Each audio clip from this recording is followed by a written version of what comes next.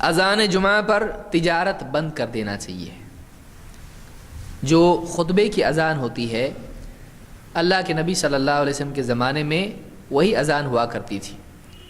اللہ تعالیٰ قرآن کریم میں فرماتا ہے، یا ایھا الذین آمنوا اذا نودی للصلاۃ من یوم الجمعۃ فاسعوا الی ذکر اللہ وذروا البیع ذلکم خیر لکم ان کنتم تعلمون۔ یہ سورہ الجمعہ میں اللہ نے کہا ہے، اے ایمان والو، جب اذا نودی للصلاۃ من یوم الجمعہ، جمعہ کے دن جب نماز کے لیے ندا لگائی جائے، ندا سے مراد اذان، جب جمعہ کے دن نماز کے لیے اذان دی جائے، فاسعوا الی ذکر اللہ وذروا البیع، دو حکم ہیں۔ فاسعوا الی ذکر اللہ، تھوڑی دیر پہلے آپ نے سنا اللہ کے ذکر سننے کے لیے فرشتے کیا کرتے ہیں؟ اپنے صوف لپیٹ لیتے ہیں، اس کو نصیحت کہتے ہیں، وہ خطبہ ہے جو امام کا ہوتا ہے، اس کے بعد نماز ہوگی۔ تو اللہ کے ذکر کی طرف لپکو، فسعوا، سعی کے معنی ہوتا ہے کوشش کرنا، دوڑنا کے لیے بھی آتا ہے یہ، لیکن دوڑ کے نماز کے لیے جایا جاتا ہے، دوڑ کے لیے نماز کے لیے نہیں جاتے ہیں، بلکہ اس کا مطلب یہ ہے کہ جلدی کرو۔ اسی لیے سعی جو ہوتی ہے، آپ جان رہے ہیں حج کے اندر سعی کی جاتی ہے، تو فسعوا الی ذکر اللہ، جلدی کرو، لپکو اللہ کی نصیحت کی طرف، خطبے کی طرف۔ وذروا البیع، اور اپنی تجارت بیچنا چھوڑ دو، یعنی بیچنا، خریدنا، تجارت چھوڑ دو اس کو اس وقت کے لیے۔ ذالکم خیر لکم ان کنتم تعلمون، یہ تمہارے لیے بہتر ہے اگر واقعی تم علم رکھتے ہو تو۔ تو اس سے ایک بات یہ معلوم ہوئی کہ جیسے ہی اذان ہوتی ہے ویسے ہی آدمی کو چاہیے کہ وہ جمعہ کے لیے چلا جائے۔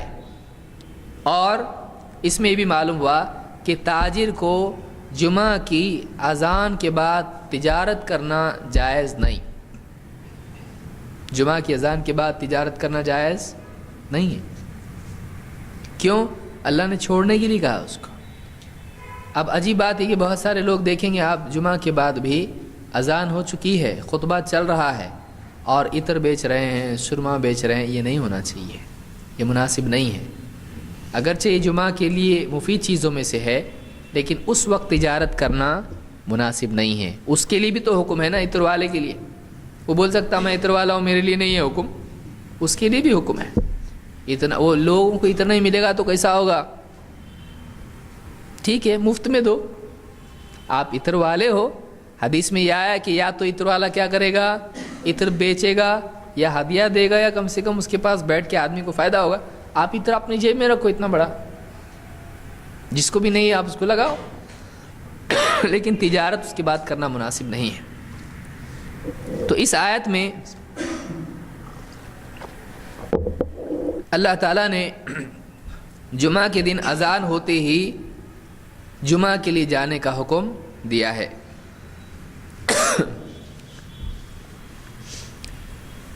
اس سے معلوم ہوتا ہے کہ آخری حد جمعہ کے لیے جانے کی کیا ہے؟ اذان ہو۔ اور پچھلی حدیث جو آئی تھی وہ کیا ہے؟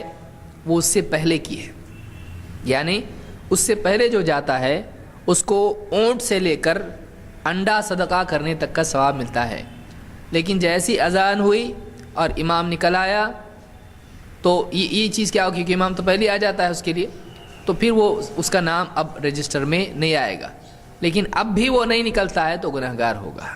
جمعہ کی اذان کے بعد بھی اگر وہ اپنا کام چھوڑ کر نہیں جاتا ہے تو گنہگار ہوگا۔